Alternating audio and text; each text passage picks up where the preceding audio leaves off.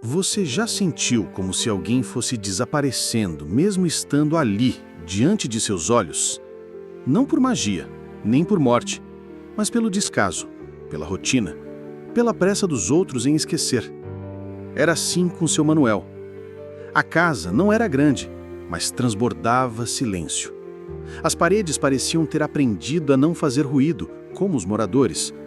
Tudo seguia um ritmo funcional e mecânico. Rogério, o filho, tomava café enquanto olhava o celular. Eliane, a nora, lavava a louça como que encontrava os segundos. E no canto, entre o armário e o fogão, curvado sobre uma cadeira velha, ficava ele, o avô. Seu Manuel já não falava muito, mal escutava. Seus olhos, nebulosos como um dia nublado, pareciam sempre molhados, mas raramente derramavam lágrimas. O corpo não obedecia mais, e cada refeição era um desafio. Tremores, derrames de sopa, respingos na toalha, migalhas no chão. E os olhares de nojo, os suspiros impacientes, os murmúrios abafados, tudo isso ele via, mesmo sem enxergar direito. "Pai, tenta comer mais devagar", dizia Rogério com impaciência disfarçada. O velho assentia, tentando conter as mãos, tentando não existir demais. Do chão, Felipe observava. Tinha apenas 4 anos, mas os olhos eram atentos. Brincava com pedaços de madeira, tampas de garrafa, um botão solto. Ele via o que ninguém via, sentia o que ninguém sentia. Naquela tarde, a colher escapou outra vez. Um pouco de sopa caiu no chão. Eliane estalou a língua, levantou-se num rompante e limpou com raiva. "Toda refeição tem que virar uma bagunça?", murmurou. Seu Manuel apenas suspirou. Um som tão leve quanto triste. Felipe, calado, pegou 2 pedaços de madeira e começou a encaixá-los. Não era só uma brincadeira. Era o início de algo. Nem sempre o que uma criança constrói com as mãos é apenas um brinquedo. Às vezes, é um espelho que ninguém quer encarar. Se essa história te tocou de alguma forma até aqui, curta e compartilhe com alguém que você ama. E se quiser acompanhar os próximos capítulos, se inscreva e continue com a gente. A jornada de seu Manuel está só começando. O mais cruel abandono não é o da ausência, é o que permanece ao lado, mas esquece que você está ali. E seu Manuel sabia disso, sentia isso. A cada manhã. O novo dia trouxe o mesmo roteiro. Eliane limpava a cozinha como se cada mancha fosse uma ofensa pessoal. Rogério checava o extrato bancário, murmurando sobre boletos. O velho, como sempre, permanecia no seu canto, um personagem secundário da própria história. O café da manhã veio em silêncio, exceto pelo tilintar da colher de alumínio batendo no fundo da tigela. O velho tentava, com extremo esforço, não derramar o leite. As mãos tremiam mais do que de costume. "Vai derrubar de novo, pai?", disse Rogério, num tom que misturava irritação e vergonha. Derrubou. Um filete escorreu pela tigela até a mesa. Eliane estalou a língua, levantou-se num rompante e limpou rápido, como quem tentava apagar um erro. Seu Manuel apenas olhou para baixo, os ombros caídos, como se a sua existência tivesse se tornado um estorvo, e ele mesmo soubesse disso. Naquele dia, o almoço veio mais tarde, mas diferente. Quando o velho foi chamado para comer, a mesa já estava ocupada. Ele foi guiado até o canto do fogão, uma cadeira sozinha, sem toalha, sem apoio e uma tigela diferente, de barro, velha e lascada. "Melhor assim, né?", comentou Eliane, se justificando. "Assim, se cair, pelo menos não suja tanto." Seu Manuel não respondeu. Apenas encarou a tigela como se ela representasse uma sentença. E, de certa forma, era. O exílio havia sido oficializado. Do chão, mais uma vez, Felipe observava. Os olhinhos se moviam entre os adultos e o avô. Se os brinquedos haviam mudado. Agora eram pedaços de madeira encaixados de forma cuidadosa. Estava construindo algo. Ninguém dava atenção. Mas o silêncio do menino era como um trovão que se anunciava ao longe. Discreto, mas carregado. Algumas construções infantis carregam lições que os adultos já esqueceram ou preferem não lembrar. O que você acha da atitude da família com o seu Manuel? Você acha que eles estão dando um tratamento justo para o velhinho? Às vezes são as mãos pequenas que moldam as maiores verdades. E naquele quintal poeirento, Felipe trabalhava em silêncio, como se soubesse disso. Enquanto os adultos seguiam suas rotinas impacientes, Felipe, com os joelhos sujos de terra, martelava 2 tábuas com uma pedra e um prego torto. Não era comum ele brincar tão concentrado. Não havia risadas nem histórias imaginárias. Apenas foco e repetição. "O que está fazendo aí, menino?" perguntou Rogério ao abrir a porta da cozinha e notar o filho agachado. Felipe não levantou os olhos. Continuou martelando mais um pedaço de madeira, juntando com cuidado a estrutura simples que montava. "Tô fazendo um coxo", respondeu com naturalidade. Rogério franziu a testa. "Um coxo? Pra quê?" Então o menino levantou o olhar, sério, direto. "Pra quando eu crescer, assim papai e mamãe podem comer nele igual vovó." O silêncio que veio em seguida foi mais ensurdecedor do que qualquer grito. Rogério paralisou. Eliane, que ouvira tudo da porta, soltou o pano de prato no chão. O ar parecia ter congelado. Felipe não disse mais nada. Voltou ao seu projeto, satisfeito com o que estava fazendo. Mas aquela frase ecoou na casa inteira como uma sentença proferida por um juiz invisível. Naquela noite, ninguém brigou com o seu Manuel. Ninguém limpou a mesa com raiva. O velho comeu calado.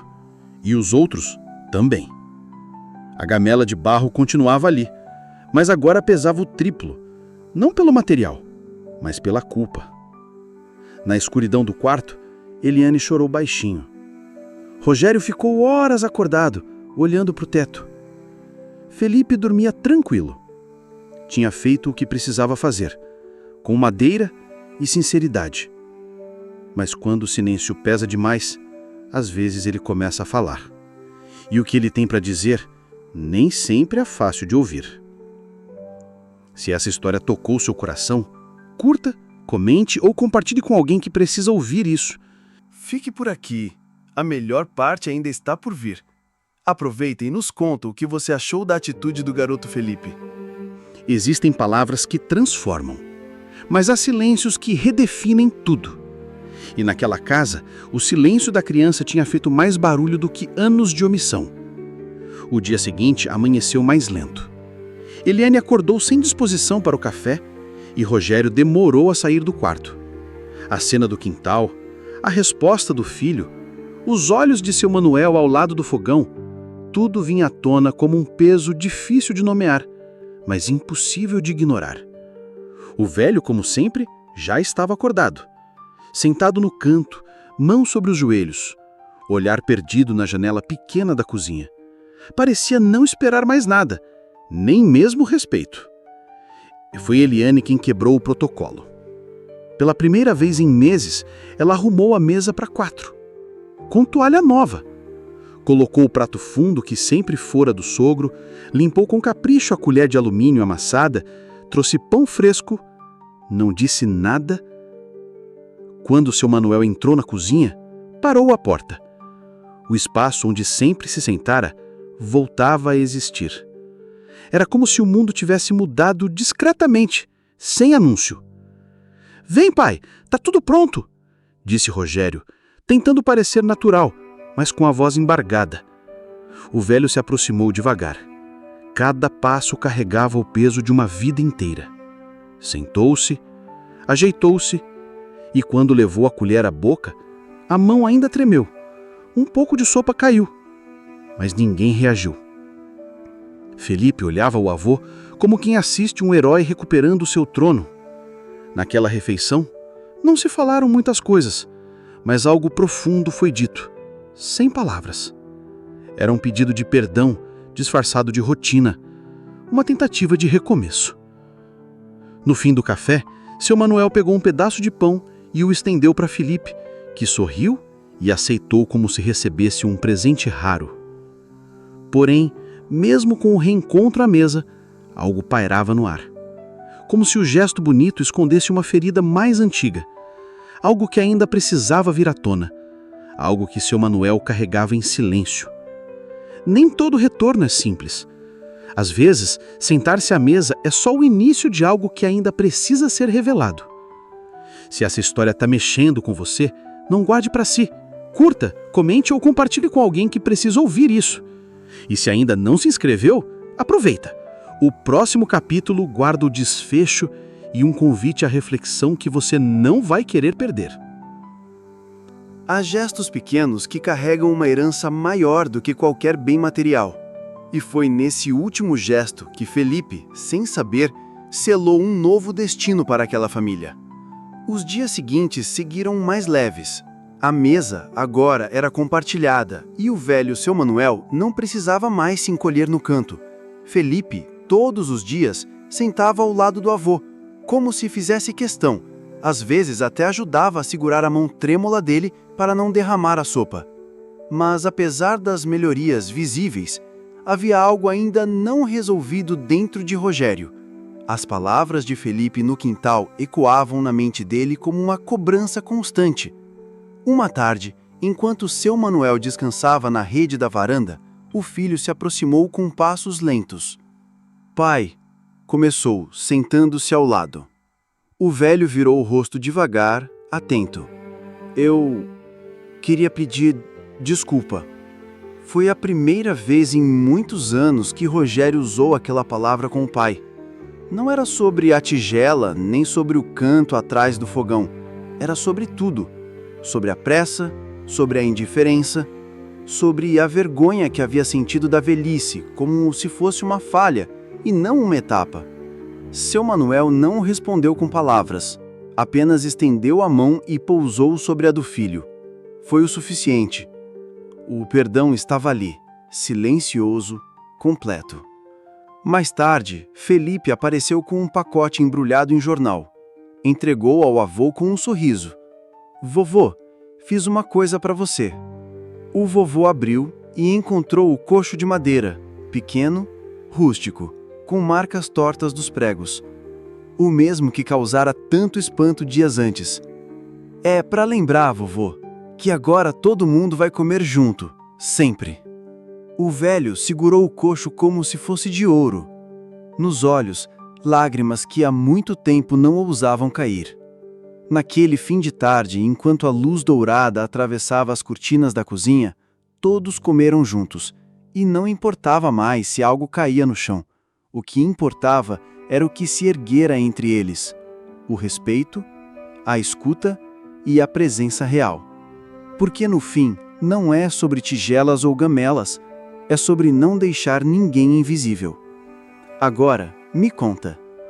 O que você achou da atitude do pequeno Felipe? Comente aqui embaixo, vou adorar saber. E se essa história te tocou, se inscreva no canal para acompanhar outras narrativas que mexem com o coração e fazem a gente repensar a vida. Nos vemos na próxima história. Até lá!